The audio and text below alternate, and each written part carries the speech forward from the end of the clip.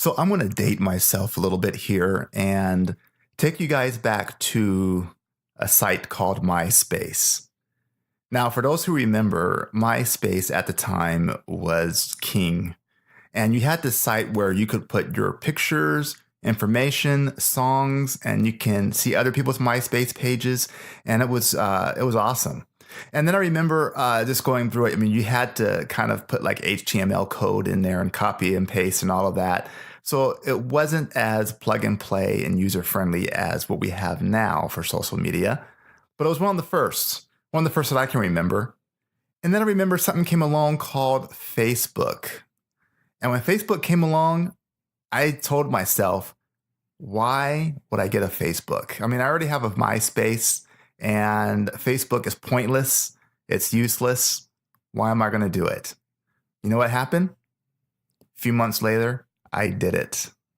Mostly because everybody else had it and you just get caught up into seeing what's on there and you decide I might as well because my other 20 friends are on it. And so the cycle begins from there on and on with social media. So today I got a guest with me today, and we're going to talk about social media, friend or foe. Welcome to the Rodney podcast.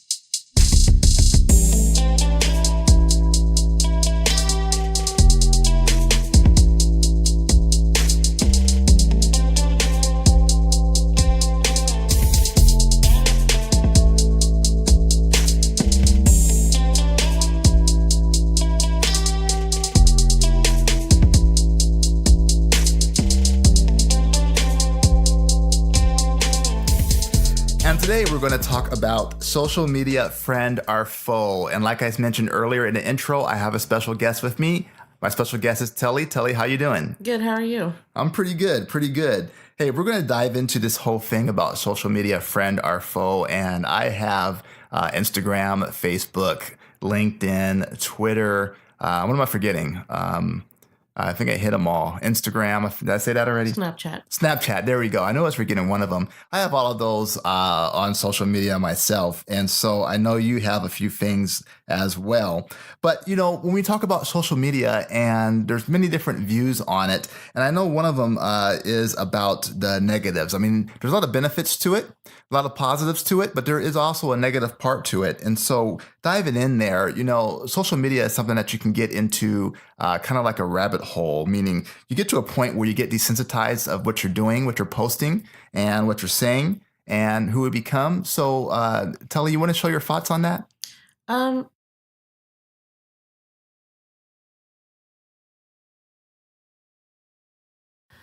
There's a desire to be hidden, and social media provides the perfect platform to be anonymous often, or to be a different version of yourself that maybe you really want to be in real life, or however that would go for you. But because of this, I think people, they, they embellish. They're a little bit more, they feel freer to say things they wouldn't normally say, or, it's just, I think that's probably the most negative part is, you fall into the trap of, would you be that person in real life?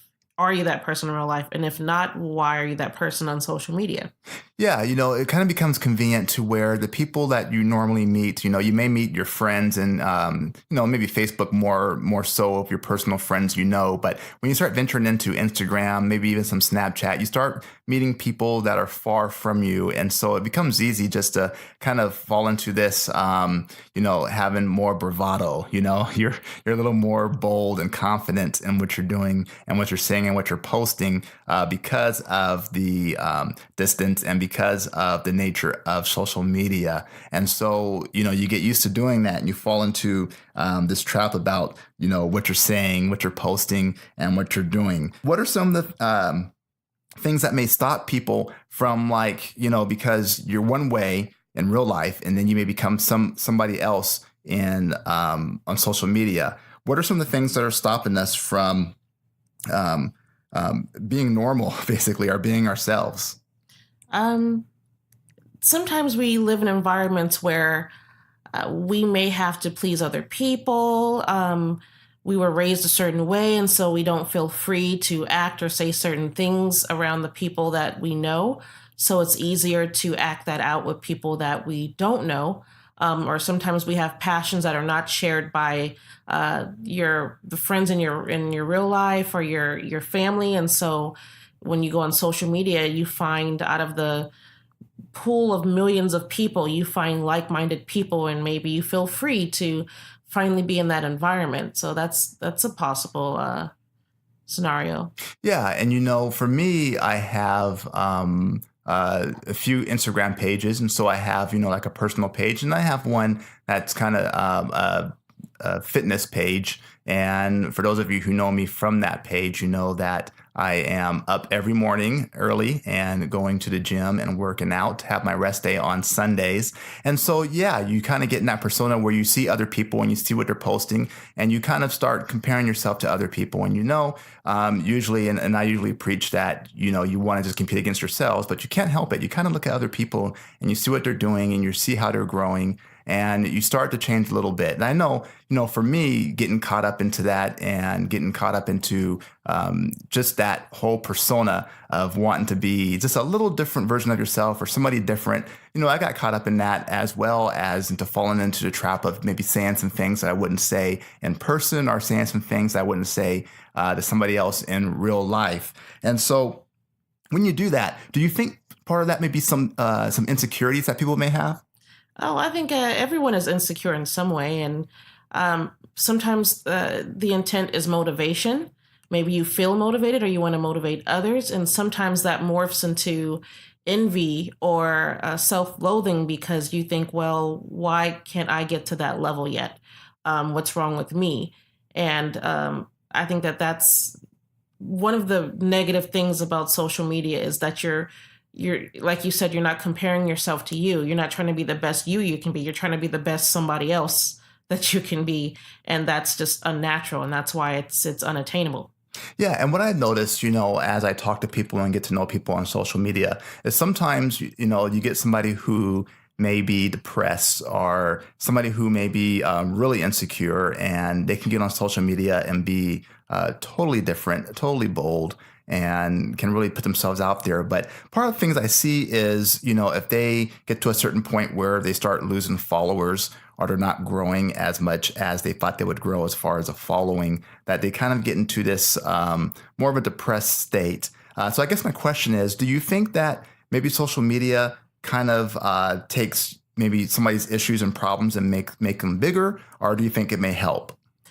So that one is tricky because, I think everyone's heard of the phrase trolls, which are the people that like to hide behind usernames and make people feel worse about themselves, just for the fun of making people feel worse about themselves, or starting issues that they would never be bold enough to start in real life. So if someone is suffering from depression, being attacked by a troll may further depress them, may even push them over the edge. So there's a certain level, there's a thick skin that you need to have, especially if you're looking for a lot of followers and you're trying to have a big following, and it's not just a family page.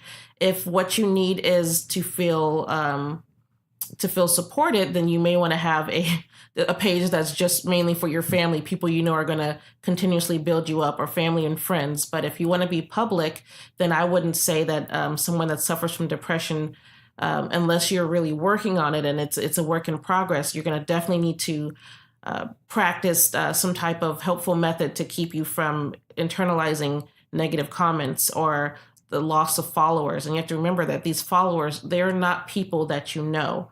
They're just people. And some of them are companies. Some of them are not even people. Some of them may even be robots. So, you can't base your self-worth on, let's just call them invisible people. And maybe you should see them that way. Right. Especially if they're ones that haven't even made the effort to connect with you. They are not important. It is just a number. Numbers go up and they go down, and your emotions should not go up or down with them.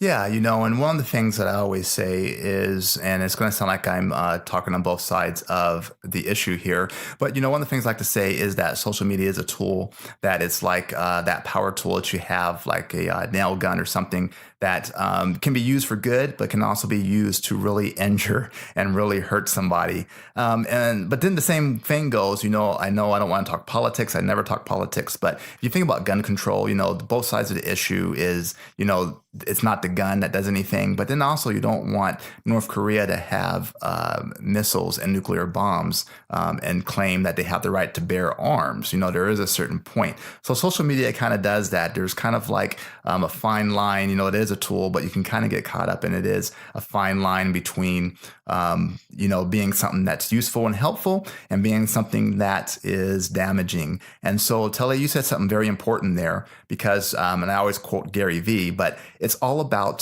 the quality. Who are you interacting with? Are you really getting to know the people that are following you? And are you really bringing them value and content and really helping to improve their lives and really help them out? Or are you just being a troll? Maybe because there's some insecurities that you may have yourself in doing that. And so when we talk about these problems and issues with social media, what are some of the things that can kind of help us not get caught up and down this rabbit hole that can get us into depression or hate or getting us caught up into being somebody else? I would say that you would need to evaluate your intent. So, is the intent of your whatever platform that you're using to gain followers so that you can motivate? Maybe you like Rodney says. He has a fitness page, so fitness is important to you. So if you're creating a fitness page, do you want to encourage each other? Are you trying to become a fitness model, which is completely legit and it's fine? But like what he said about the tools, what good is a tool that you don't know how to use? So the tool is helpful if you use it correctly.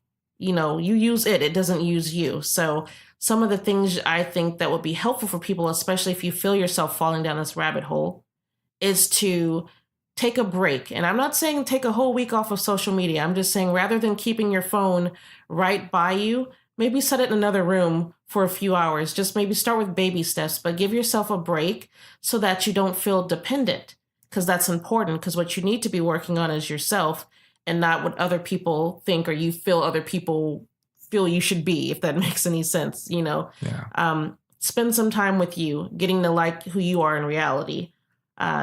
Something else you should do is, and I personally believe this, I really do, is be safe and smart on social media. Watch your tone. Just know that who you are as a person in real life is good enough to be put out on social media. So you don't need to change yourself to be what you think other people want you to be. So be you, don't lose yourself to this. Yeah. And I think something that's very good that you said is learn how to use the tool. If you're using a tool, learn how to use it properly. You learn how to use it safely. And so, again, the whole thing about encouraging and interacting and bringing content to people is so very important and so very wise. Remember the intent of what you're doing. All those things I can echo and say because, I look at social media and I remember this years ago, hearing about YouTube and people on YouTube earning money. And I was just baffled. I'm like, no time in history now do we have a platform in our hands, on our smartphones, where we can have a chance to influence and earn an income from that. And so I think that is good. And I think a lot of people have those aspirations, but I think a lot of people aren't realistic as far as having the patience and really understanding how to do that by interacting and not just looking at people as far as just them being numbers. And so use social media for positive reasons, use it to encourage or to grow your own personal brand. And your own personal brand is just you. Whatever you do, advertise you and yourself. If it's like for me, if it's real estate with Trinity Real Estate, if it's motivational speaking or speaking at houses of worship or whatever it may be, that's what you want to do. You want to promote yourself and promote your brand in order to do that, whether it's fitness or anything else. And so we just hope that helps you guys. We just hope that's a discussion that we're just starting. We may continue this discussion in different parts. We don't know. Like I always say in all my podcasts and topics, you can always leave comments and let us know. Let me know if you want to hear Telli more of a podcast. I'm sure she'll be a guest in more of these podcasts. And is there any final words you want to leave for them out there, Telli? Yeah, I was thinking about the tool analogy. I was thinking about how you can build a house with tools. You can just, do it as sloppy as you want to, and the house may stand, but it won't stand for long. So if you build it correctly and you use your tools correctly, then you're building something that's sustainable. That's good, yeah. And you can always get that bulldozer, which is a tool, and bulldoze that thing down. All right, guys. I want to thank you for joining me. I want to thank my guest, Telli. Telli, thank you very much for being here. Thank you for having me. All right. And you guys be safe out there. Use social media wisely. Like I said, subscribe, leave a comment for me, and I will see you guys in the next one.